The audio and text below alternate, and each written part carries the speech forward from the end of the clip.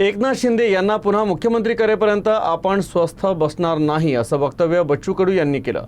आम्हाला मुख्यमंत्री म्हणून एकनाथ शिंदेच हवे।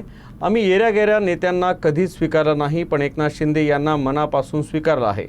बच्चू कडूंच्या या वक्तव्यानं राजकीय वर्तुळात विविध चर्चांना उधाण आलं आहे। जनतेनं पाळलं म्हणून नेत्याला स्वीकारलं आणि गैर नेत्याला स्वीकारलं।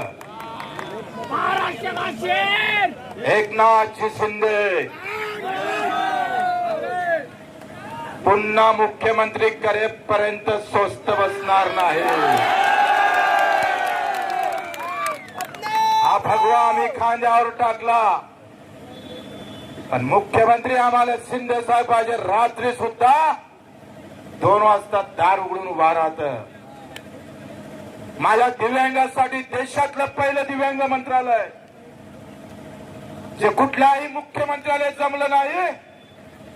तो दिव्यांग कोणत्या धर्माचा पाहिला नाही, पण दिव्यांग मंत्रालय उभं करण्याची ताकद बच्चू कडूच्या माध्यमातून एकनाथजी शिंदेने दाखवली। कर्जमाफीमध्ये मोठा हिस्सा आम्ही पाहतोय एकनाथजी शिंदे साहेबांचा होता। आम्हाला काही कोणाचं वैर करायचं नाहीये आणि ह्या आलतू फालतू लोक